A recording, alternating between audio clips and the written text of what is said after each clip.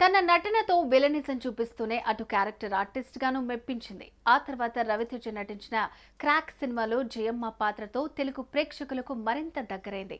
ఆ తర్వాత ఎన్నో సినిమాల్లో నటించి ప్రశంసలు అందుకుంది. ఇటీవల బాక్సాఫీస్ వద్ద సంచలనం సృష్టించిన హనుమాన్ సినిమాలోనూ సూపర్ రోల్లో మెప్పించింది. ఎవరి గురించి చెప్తున్నానో ఇప్పటికే అర్థమైందనుకుంటా.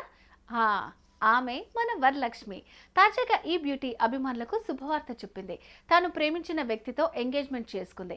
ఇంతకీ engagement ఎప్పుడైందంటే, Avira Women's Day special offer 50% off on IUI IVF valid till 8th March.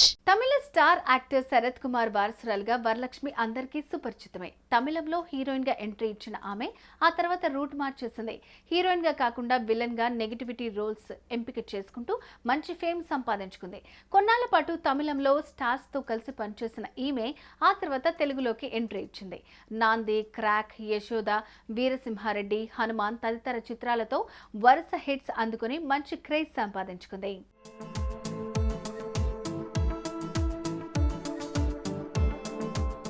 అయితే గతంలో వరలక్ష్మి పెళ్లిపై ఎన్నో రూమర్స్ వచ్చాయి. కానీ ఎప్పుడూ తన పెళ్లి వార్తలను కొట్టేస్తూ వచ్చింది. ఇక ఇప్పుడు సైలెంట్ గా తన ప్రియుడితో నిశ్చితార్థం చేసుకుంది. ముంబైకి చెందిన వ్యాపారవేత్త, గ్యాలరిస్ట్ నిక్లాయ్ సచ్దేవ్ తో ఎంగేజ్మెంట్ చేసుకుంది. ఇరు కుటుంబ సభ్యులు సన్నిహితుల సమక్షంలో మార్చి 1న ఎంగేజ్మెంట్ చేసుకున్నారు.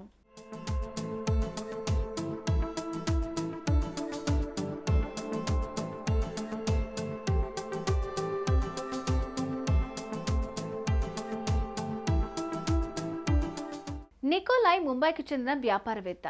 ఆర్ట్ గ్యాలరీలు నిర్వహిస్తూ ఉంటారు. ఆన్లైన్ వేదికగా వివిధ రకాల పెయింటింగ్లు, కళాకృతులు విక్రయిస్తూ ఉంటారు. గత 14 ఏళ్ల పరిచయం కాస్త ప్రేమగా మారి చివరకు పెళ్లి వరకు వచ్చింది. ఇరు కుటుంబాల సభ్యుల అంగీకారంతో పెళ్లి చేసుకోబోతున్నట్లు తెలుస్తోంది. ఏదేమైనా ఎట్టకేలకు ప్రేమించిన అబ్బాయినే వరలక్ష్మి పెళ్లి చేసుకోబోతోందని తెలిసి అభిమానులు సంతోషం వ్యక్తం చేస్తున్నారు. కాబోయే జంటకు శుభాకాంక్షలు తెలియజేస్తున్నారు.